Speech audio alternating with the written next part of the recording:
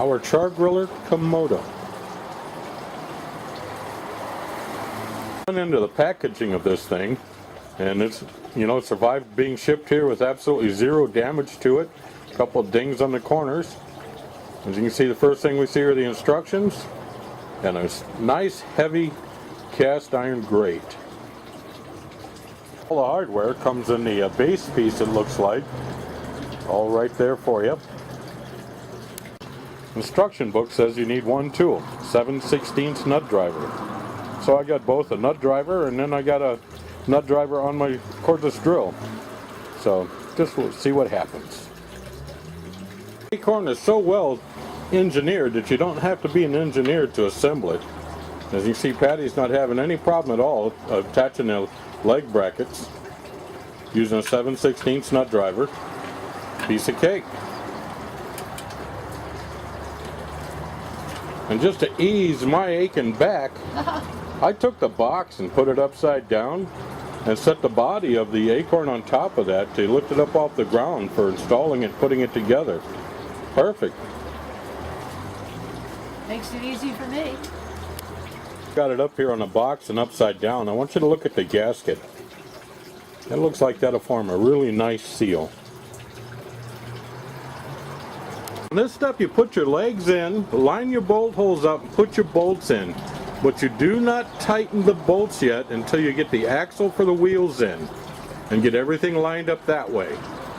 So Patti's got us all set up and good to go.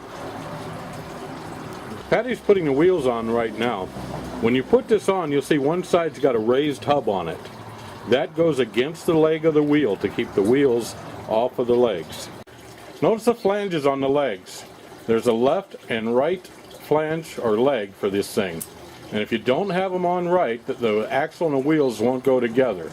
But you get them right, it just all slips right together. And it makes it easier knowing just how to do it and how not to. The cotter key slips right in and Patti's done. Washer goes on first, and then the cotter key. Then they've got some hubcaps on there that pop right on there just to look pretty. Don't forget to slide the axle through the bracket on the bottom shelf. Makes it just a little bit more solid.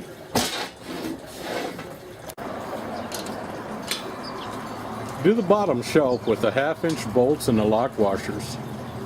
Just screw them right in, 5 of them.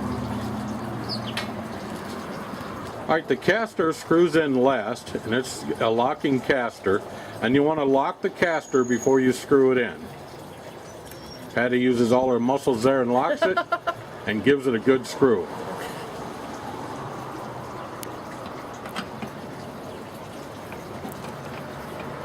It's easy.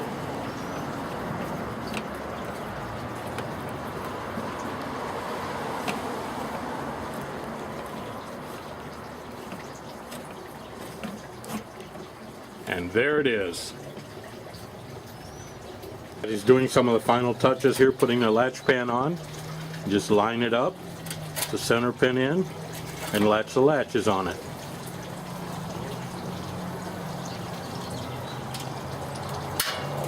And the one over on this side, and she's got it done.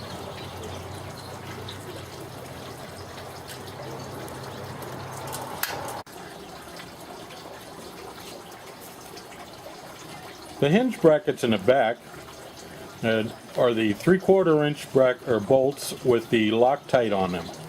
And to get them lined up, because they have a real nice gasket seal on the lid, just line it up and press down on the lid. And I put the latch on the front down just to help line it up. I didn't latch it, so everything just came right together there. Real nice. Easy. He's finishing up with the handle there, just tightening up the bolts. 4 bolts, real easy. Don't put the last one in until you get the handle bracket in. Goes right together for you. Patti's going to install the thermometer right now. She just took the wing nut off of it. And she's going to put it into the grill slot there. All ready for it.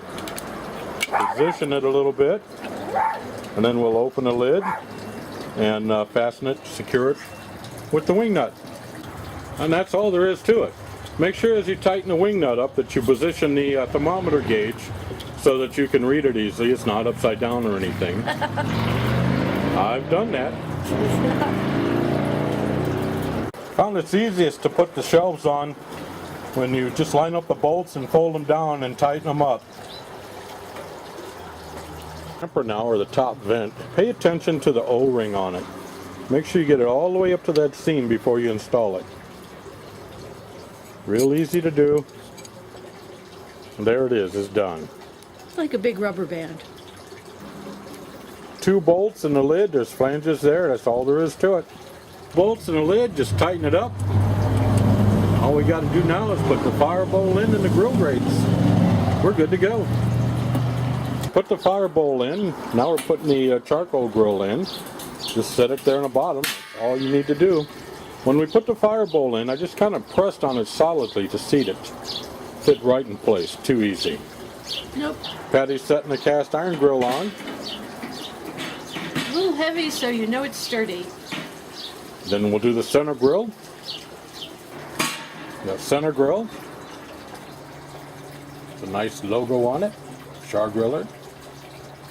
Now the warming rack.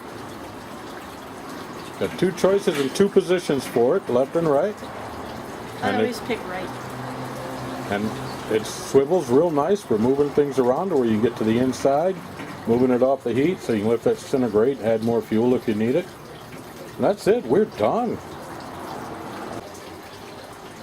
There it is, the Akorn Kamado. As with all new grills, you're going to want to cure it. You want to burn it for an hour with at least 400 degrees heat to burn off any manufacturing oils before you cook on it.